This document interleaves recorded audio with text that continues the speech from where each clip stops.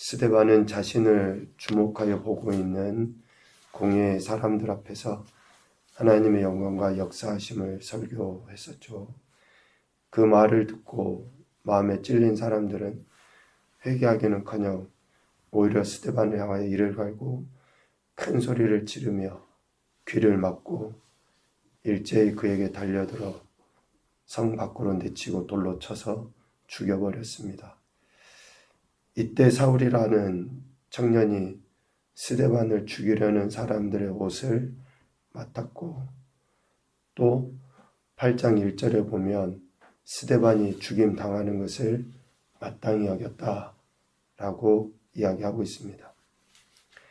이렇게 스데반이 죽고 난 이후에 예루살렘에 있는 교회에 큰 박해가 있었죠.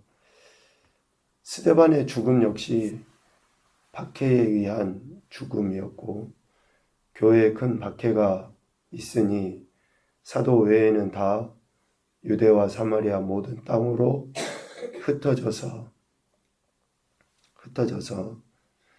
그 흩어진 사람들이 복음의 말씀을 전파합니다. 4절. 그러니까 스데반의 죽음 이후에 많은 예수님 믿는 제자들이 흩어져서 각 성에 다니면서 복음을 전하죠. 그 가운데 오늘 빌립이라는 사람이 나와요. 6장 5절에 보면 빌립에 대해서 믿음과 성령과 지혜가 충만한 사람, 즉 스데반과 함께 세움을 받은 7사람 중에 한 사람인 빌립이 사마리아 성으로 가서 그곳에서 그리스도를 백성들에게 전파합니다. 그 빌립의 말을 들은 무리들이 빌립의 말, 또 그리고 행하는 표적을 보고 한 마음으로 그가 하는 말을 따라요. 그러니까 결국 스데반의 죽음은, 또 박해로 인해서 모든 땅에 흩어지는 것은 그냥 단순히 도망이 아니라 복음의 말씀을 모든 땅에 전파하는 결정적인 계기가 된 거죠. 그래서 오늘 우리에게까지 복음이 증거된 겁니다. 한 알의 밀이 땅에 떨어져 죽으면 세상 사람들은 다 그것으로 끝이라고 생각하지만, 생명이 있는 밀에는 반드시 싹이 나고 열매를 맺고 또 더 풍성하게 맺게 되어 있습니다. 우리 안에 생명이 있으면 반드시 열매를 맺게 되어 있어요. 복음이신 예수 그리스도를 믿었던 무리들이 비록 죽임을 당하고 박해를 받아 흩어지지만 결국 많은 사람들이 한 마음으로 그 말, 그 생명을 따르게 됩니다. 이렇게 복음의 말씀이 전해진 곳에 나타나는 큰 특징이 뭡니까? 8절에 보면 기쁨이 있더라. 기쁨이 있더라. 복음의 말씀이 전해지는 곳마다 기쁨이 있게 돼요. 여기서 이야기하는 기쁨은 카라라는 그 헬라어를 쓰는데요.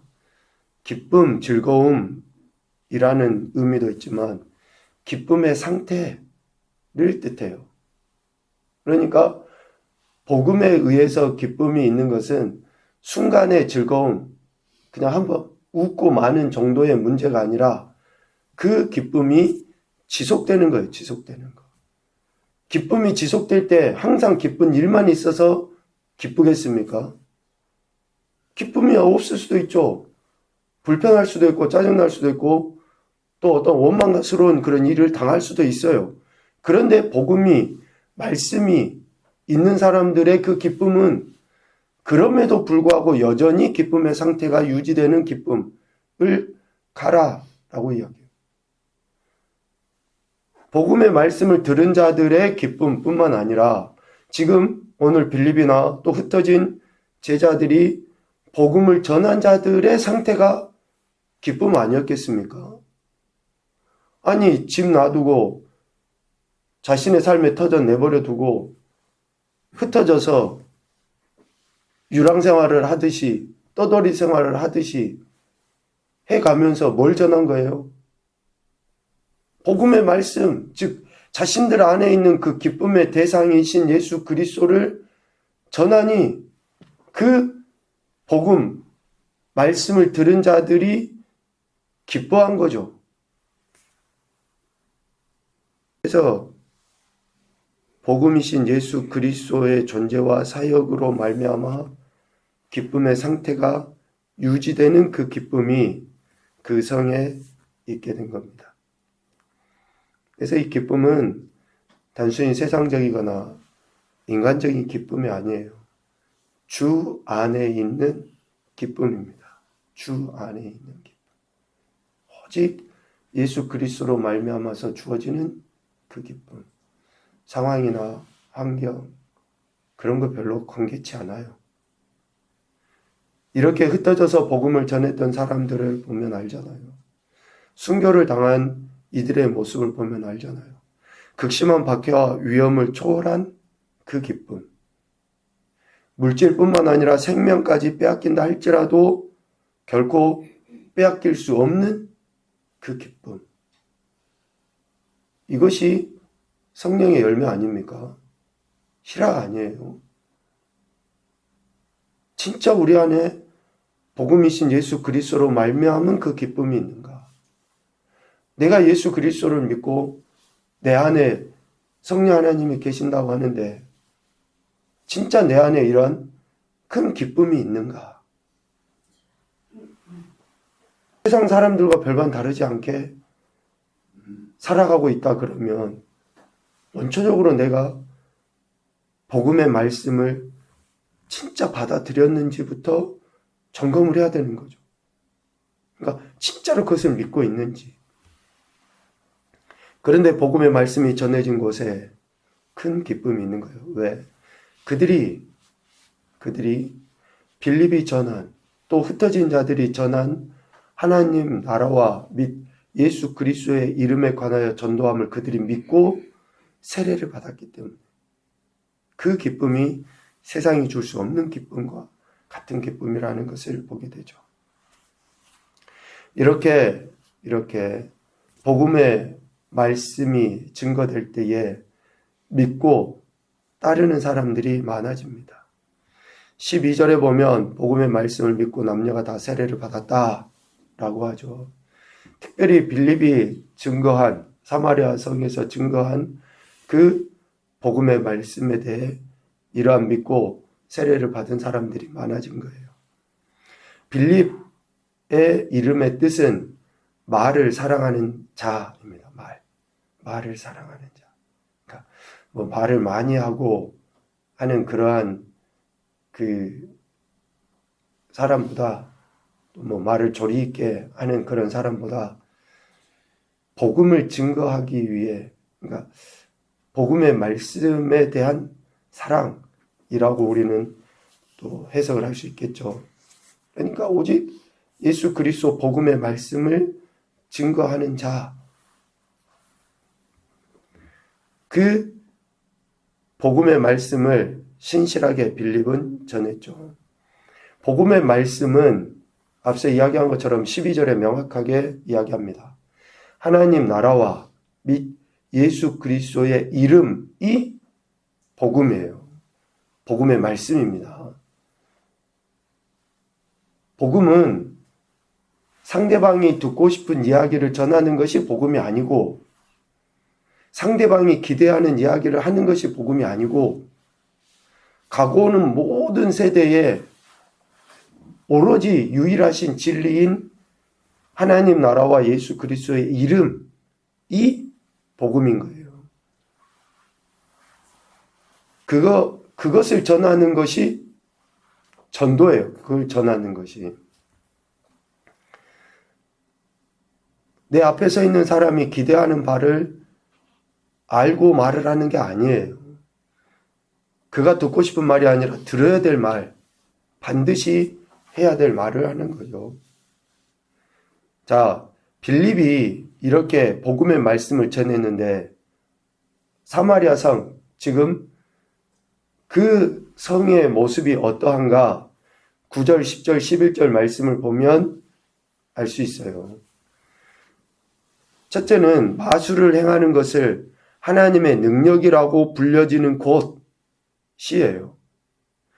시몬이라는 마술사가 사마리아 성에서 마술을 행하여 이렇게 사람들로부터 하나님의 큰 능력을 행한다라고 인정받고 있는 그곳, 또 자칭 큰 자라고 불려지는 그곳에 복음의 말씀을 전한 것입니다. 또 11절에 보면 오랫동안 마술의 영향력 아래에 있어서 그 마술사를 따르고 있는 그곳에 복음의 말씀을 전해요. 우리는 복음의 말씀을 전한다, 또 누군가에게 전도한다, 그러면 저 사람이 좀 받을만하고 좀 분위기가 좋고 상황이 좋고 하는 데에서 전하려고 하는 거죠. 그런데 빌립은 사마리아 성에 지금 이러한 상태임에도 불구하고 그곳에서 복음을 전한 거예요. 그렇게 전하니 결과가 어떻게 나타납니까? 13절 전반에 시몬도 자칭 큰 자라고 하고 사람들로부터 하나님의 능력을 행한다라고 일컬음을 받았던 시몬도 믿고 세례를 받은 후에 전심으로 빌립을 따라다니게 되는 역사가 일어나게 된 겁니다. 뭐가 능력이에요? 마술이 능력입니까? 빌립이 증거한 복음의 말씀, 즉 하나님 나라와 민 예수 그리스도의 이름이 능력 아니에요. 그 능력이 나타나니 시몬도 마술사도 그렇게 예수님을 믿고 따르게 된 거죠. 아무리 마술을 행하여 큰 자라 불려지지만 이보다 크신 분은 하나님이십니다. 어떤 것도 하나님과 비교의 대상이 될 수 없어요. 하나님만이 유일한 하나님이시고 주권자이십니다. 근데 우리는 마술, 신비, 미안하지만 예수님 믿는 우리들도 기적이 마치 전부인 것처럼 그것을 착각해요. 어린아이와 같은 신앙일 때는 기적이 필요합니다. 왜? 얼른 잘 안 믿어지니까.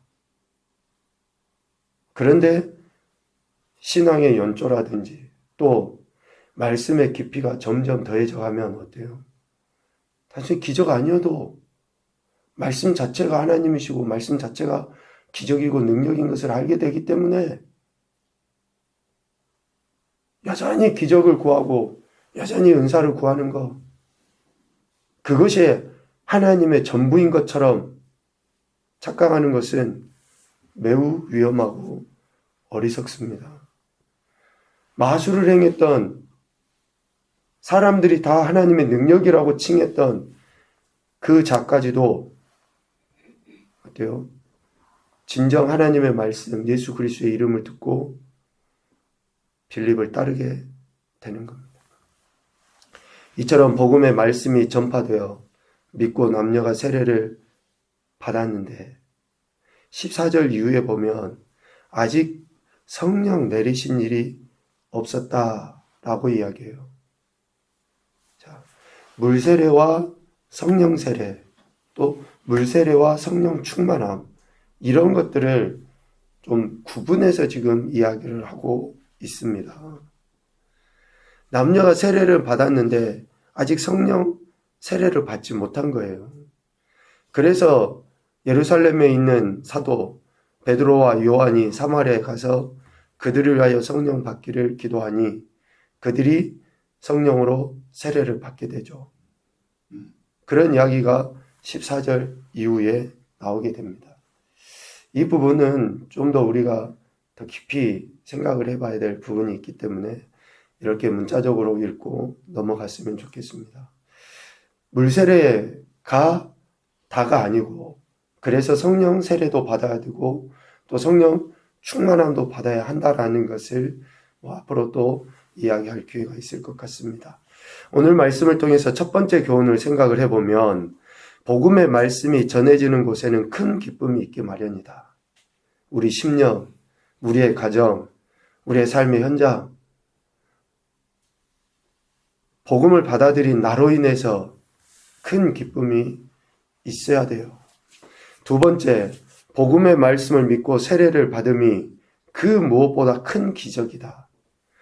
시몬이 행하는 기적이 아니라, 시몬이 행했던 마술이 기적이 아니라 그가 복음의 말씀을 믿고 세례를 받는 것이 기적이라고요. 그런 기적이 일어나야죠. 세 번째, 물세례와 성령 세례를 통해 하나님의 자녀요 백성됨이 선포된다. 우리가 물세례도 받아야죠. 그리고 성령 세례도 받아야 됩니다. 그러므로 그렇게 해서 하나님의 자녀 백성됨을 선포하는 거예요. 한 가지 더 보면, 성령 세례, 특별히 이제 충만이라고 표현을 해보면, 성령 충만은 하나님의 선물이에요. 20절에 보면 베드로가 이르되 네가 하나님의 선물을 돈 주고 살 줄로 생각하였으니, 성령의 충만함은 하나님의 선물입니다. 하나님이 주시고자 하는 자에게 주시는 거예요. 그래서 어떤 충만한 은사들, 능력들, 이것을 나타내지 못하는 것으로 인해서 우리가 판단하고 정죄할 수 없습니다.